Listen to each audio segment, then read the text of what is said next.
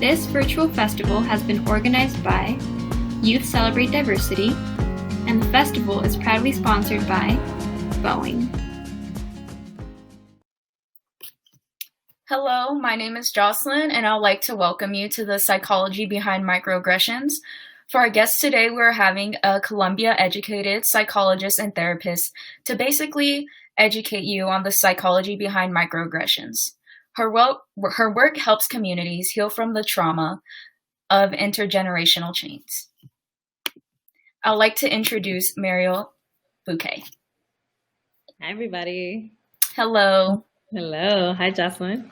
Hello. How are you doing today? I'm doing well, thank you. It's World Mental Health Day, so it's a good time to be talking about psychology.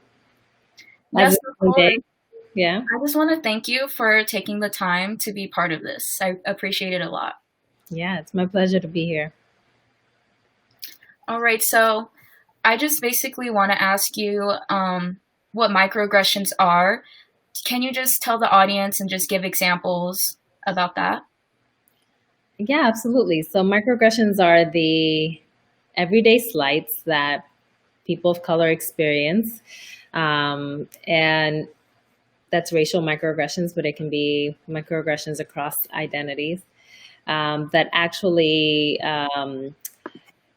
relay a message of inferiority or a message about the denigration of the people that are marginalized. And basically what that means is that there are subtle messages that usually fall under the radar, and because they're not very explicit, that tell people that they are lesser than in some way, or they're messages that are messages that people state because of stereotypes that they hold about specific marginalized groups. Yeah, and that's exactly how I feel about microaggressions, because I feel like in today's society, they are very much normalized, and it's kind of like slight shade. Like, one people will hear a lot is like, oh, like, you're pretty for a Black girl, or I know women do get them a lot, especially in such a professional setting, because, you know, in today's society, it pretty much is dominated by a white man's world. So do you have any advice of, you know, how to handle microaggressions? Yeah, absolutely. I mean, there are many microaggressions, and it's important to understand that the very thing that is important to note whenever a microaggression has happened is the fact that it hurts. It's unpleasant. It's usually led by erroneous beliefs about the people that the microaggressions is targeted towards, and that in order to make a change in reference to microaggressions, they need to be called out. So the calling out of a microaggressions can be something as simple as, ouch, that really hurt. Or it can be something like, well, that was a microaggression, and that was something that is basically not a part of my truth. And, you know, I hope that you can understand or seek to understand the reasons why you're wrong in saying this, right? Mm-hmm. We don't want the persons that are victimized by microaggressions to then take on an educator role of saying like, okay, so let me teach you why this is wrong, right? It's important for the people that are the perpetrators to go and do the work. But it is something that's harmful. It hurts, and it's why, you know, it fits within the realm of psychology, because we understand there is a lot of psychological dilemmas that come up for people whenever they're experiencing microaggressions. Yeah, so basically I want to know what inspired you to get into this work. Was it basically experiences you had as a child, or did you develop this idea of a career later on in your life?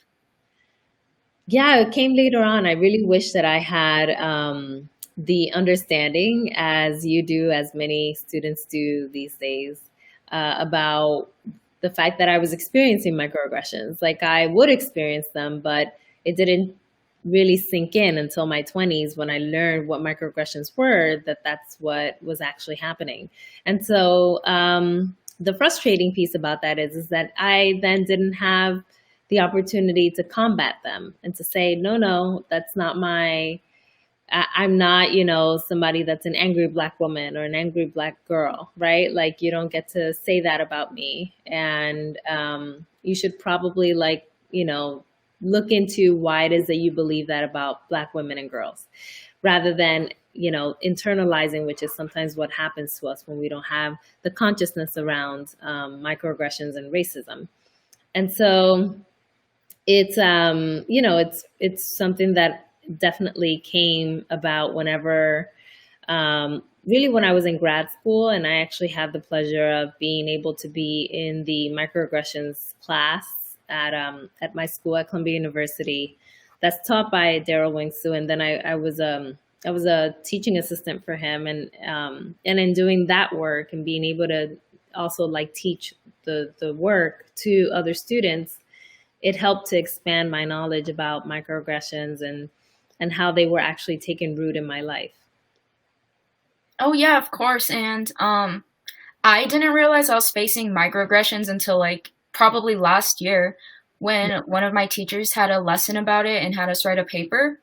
And one thing many people don't know is how microaggressions can also be presented in actions, when a Black man walks into an elevator and someone clenches their purse, or when a Black family walks into a store and the workers are following them around, which I have experienced before. And it just really shows you how these biases are really deep rooted into our society and basically people's subconscious, because they don't really understand they're doing a microaggression. It's just so normalized. It is, absolutely. And I'm so sorry that you had to have those experiences. As have I. I think that, being a person that is Black in America and Black in the world means that you're going to have experiences that are based on racial discrimination on an ongoing basis. And the thing about it, you explained it so beautifully, is that it's part of unconscious biases that white individuals and also non-Black individuals really need to understand fully in order to not replicate it in ways that cause racial trauma to the individuals that are on the receiving end of the microaggression. Yes, exactly. So I'm just more interested also about you bringing up Columbia. Did you experience any microaggressions there, especially being in grad school, despite you being in a microaggressions class? Absolutely. Yeah, I experience it all the time. And, it's an unfortunate consequence of being in higher education. And the higher up you go in education, the less people that you see that look like you, and the more people that you see that actually don't share your experience or have never had an interaction with a Black person that has been profound. And as a result, all of their assumptions about Black people are going to be based on stereotypes or ideas or what they've observed through the media or whatever. And so that's going to come out as microaggressions because they don't have any other lens by which to be able to express themselves to Black people. And so I experienced a whole number of those in my 6 years at Columbia, from a number of people, students, faculty. I mean, it was kind of like an ongoing occurrence, and it wasn't just me. I have a lot of Black friends that are Columbia graduates as well, and they've had the same experiences. It's a very common experience at higher ed institutions and Ivy League institutions. Like, it happens all the time. Exactly. I feel like with elite institutions, it's very limited to whoever has access to them, from financial reasons to race, because we know with systemic racism that also affects everyone economically. So obviously not that many people of color get to go on to college just because of financial reasons. Yeah. So I know sometimes it's very odd for some people to, see Black people who have higher degrees. And I know probably in a professional setting, they may question that or may think they're less than. But how would you say someone should address like microaggressions by a superior? We just got that question in the chat, by a boss or a teacher. Yeah, it's tough, right? Because you then have to like consider the power structure, right? The hierarchy that exists, and the fact that a microaggression is an assault that happens upon a person based on a person being in a position of power already, right? And so, oftentimes it can be helpful to approach a superior from the perspective of education, right? Listen, by way of my experiences or from things that I've read, I've understood this to be a microaggression. I'm wondering what you think about it, and just like, kind of put the question on them, right? And see what they may be able to provide you in reference to the microaggression after they've received the education, right? Like I mentioned before, don't educate the perpetrator. However, if there is a hierarchy that you have to honor, and which makes it a little bit harder, to be able to have that conversation, sometimes it can be a good buffer to the conversation to offer a bit of education from the perspective of somebody that knows what's happening, and to see if they would be willing, to hear you out. Yeah, exactly. And I feel like a lot of people don't really know like how to educate themselves, which I feel like is kind of a roadblock, because literally a Google search takes 2 seconds? Yeah. And I know like, Black people in America, sometimes they expect us to educate them everything about racism, but a Black experience can be so different from basically wherever you live, from your skin tone, like the culture you grew up around. Because honestly, someone's Black experience can be different from someone growing up in Detroit versus someone growing up in a rural area. And I feel like that's what's really tough about people putting basically the task on us to educate them, because there's only so much we can do about talk our experiences. Yeah. And it's pretty much with them to really work it out with themselves. Absolutely, yeah. It's not fair to be somebody that's receiving the microaggression, having to experience distress around receiving a microaggression, having to experience distress around wondering whether or not you actually should take action, to educate the person around the microaggression, and then also have to take on the extra role and burden of educating. It's a lot, and it's very unfair because it puts all of the weight on the person that has been perpetrated against. Yeah, exactly. And I know this can take like a mental health toll. So what would you tell for those people who are experiencing microaggressions, like how to help themselves out mentally? The very first thing that's incredibly important is make sure that you find community. Community of people that understand your experiences, can validate you, can, hear you out, can tell you stories that are similar in quality so that you can understand that you're not alone, and also understand that the common experience in quotes of what people tend to say is, I felt crazy, like I was going crazy, right? Because you oftentimes think like, did this really happen? Did they really mean it that way, right? And so you start going into that line of questioning. And so you need people around you to be like, you're not crazy. You are actually seeing things as they are. And it's unfortunate that this happened to you. And so they can offer that validation. So community is incredibly important. The second thing is to really do some self-care, right? Really, like whatever it is that fuels you and makes you feel well, bring that into your day in order to offset the weight and the distress that is caused by a microaggression.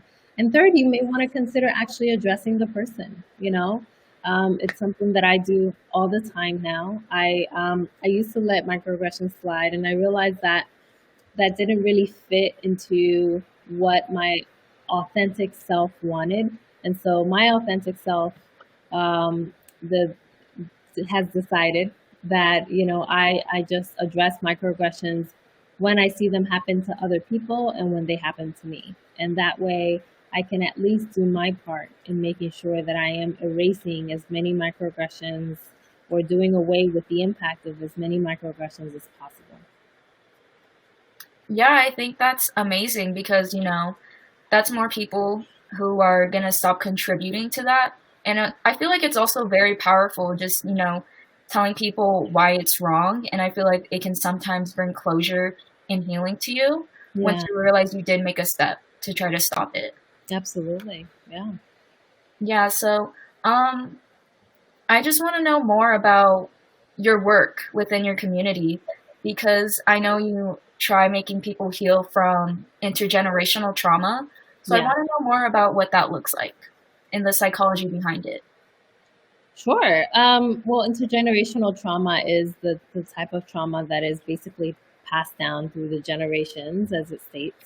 And it's, we have, especially in the Black community, a lineage of not only great resilience and joy and creativity, but we also have a long history of trauma that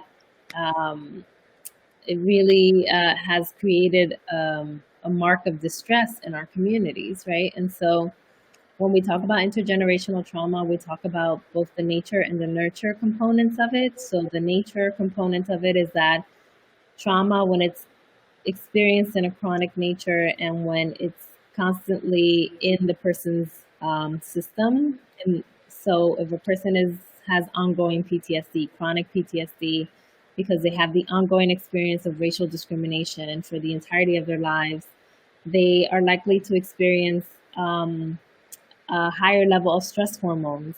And when the mom has a baby in her belly, she produces a high level of stress hormones and passes that down to the baby. So these are the ways in which trauma is passed down from a nature perspective, biologically. And then nurture is, that the experiences that you have basically in the world. We experience, all of the murders that have led to the Black Lives Matter uprising, right? And so a lot of that is a part of our collective trauma that we're experiencing in the now. All of that put together makes this whole lineage of intergenerational trauma that's passed down from person to person within the larger Black community. And it happens in other communities as well. And so, we're trying to gather a better understanding of all of this because I think that usually people see trauma as something that happens to an individual in their lifespan. And we oftentimes forget that it also has a historical component that it connects to the ways that people experience trauma in the now. That my trauma is coming from everything that is happening, that has happened before me, to my mother, my mother's mother, my mother's mother's mother, and all of the people that came before them, and all of the pain that they have experienced has transcended through the generations onto me. Oh yeah, I completely agree. And that makes sense for a lot of stuff because, people think that just because Jim Crow and slavery were a long time ago, that it doesn't make an impact today. But honestly, I feel like everything kind of gets recycled into a new form of oppression. So clearly, just like with slavery, putting Black people back from equality, from socioeconomic equality, I feel like we're still dealing with that today because we are still trying to get into the game that white people are so ahead in. They got a head start from just, the inequality in this country. And I feel like that does take a mental health toll on the Black community and on any community in this country. And I feel like it's very important for especially just minorities to get more involved with mental health healing and therapy, because even though some communities are very skeptical about it, I know with my ethnic family, they don't really believe in therapy, but I feel like it's very important for minorities to get involved with that just because of the way they're treated in this country and all of the obstacles they have to go through just to be seen as equal or just to survive on a socioeconomic basis. Really well put. I couldn't have put it better myself. Yeah. So how do you feel about what would you say to minorities, how to get more involved with therapy and just stuff they can do at home to help them out? Yeah, we want to make therapy as accessible as possible. It isn't to everybody, but there are therapeutic resources out there on the internet, and it's important to take whatever you can and utilize it in the best ways possible. Know that it isn't everything isn't for everybody, but there's something out there for you. And if you are looking to actually get into therapy itself, that there are resources that are out there, can be affordable. If you're able to pay for services because you have insurance, then you can look in your insurance network to see who is there and can offer you services. Or you can look at some services offered through like betterhelp.com or .org, and and resources that are like on pages like my Instagram page, which is at Dr. Mariel Buquè. There's a ton of resources that I put out there for people if they ever, need to learn a little bit more about intergenerational trauma and just dynamics related to race-based traumatic stress. So I think it's all about like a combination of things, just like having a flow of multiple things that you include into your week that can help you to, have like your mental health toolbox always filled, including. Yeah, I feel like that's amazing. Mm-hmm. I feel like like you said, today is World Mental Health Day, and just like with this whole quarantine and pandemic, everyone, not everyone, but so many people being unemployed, evicted, not being able to see their family members, or who are just at risk for health reasons. I feel it is very important that people do reach out to certain resources just to learn how to better themselves, and overall they'll become stronger people. Because I feel like not that many people in society realize that sometimes we are stronger mentally than we actually believe, but it's also good to take care of ourselves mentally as well. Absolutely. Yeah. Mm-hmm.